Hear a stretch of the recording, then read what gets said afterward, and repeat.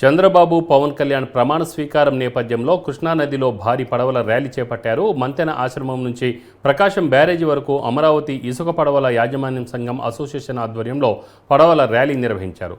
బోట్లపై TDP, Janasena, BJP జెండాలలో rally చేశారు.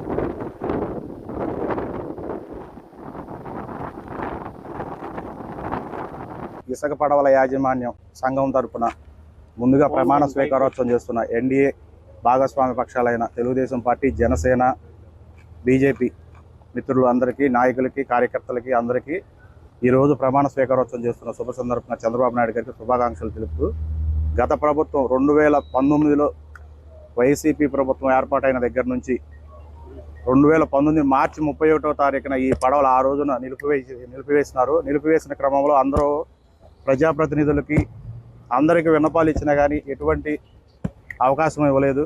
కనీసం ఇప్పుడైనా ఈ గవర్నమెంట్ వచ్చింది కాబట్టి ఈ గవర్నమెంట్ అయినా మాకు న్యాయం చేస్తుందని చెప్పి మా బోట్స్మెన్ అసోసియేషన్ అందరికీ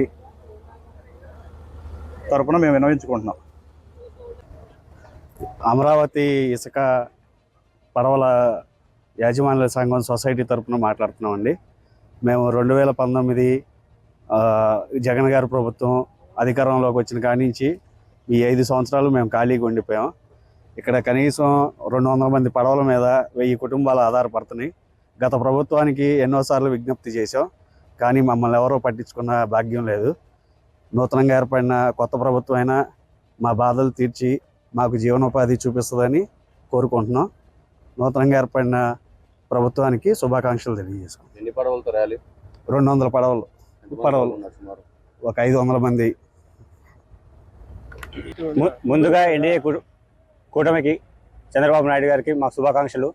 అమరావతి ఇసుక యాజమాన్యం తరఫున మరొకసారి మా బాధలను తీరిపోయి గత 5 సంవత్సరాల నుంచి మేము పడ్డ కష్టాలన్నీ వర్ణాతీతం అండి. చాలామంది అప్పులు చేసి ప్రతి పడవ మీద అప్పులు ఉన్నాయి. చాలామంది చెప్పుకోలేక ఆత్మహత్యలు చేసుకున్న కుర్రలు కూడా ఉన్నారు.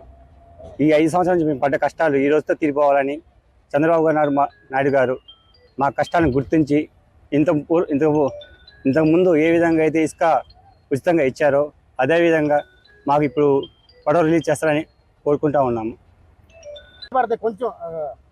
కృష్ణా నది మీద జీవించి నది మీద బ్రతుకుతున్నాము. ఫస్ట్ నుంచి కూడాను 2019 మార్చి 31వ తారీఖున మా పడవలు ఆపేసి ఈ రోజు వరకు కూడా మాకు కష్టాలు పడుతున్నాం.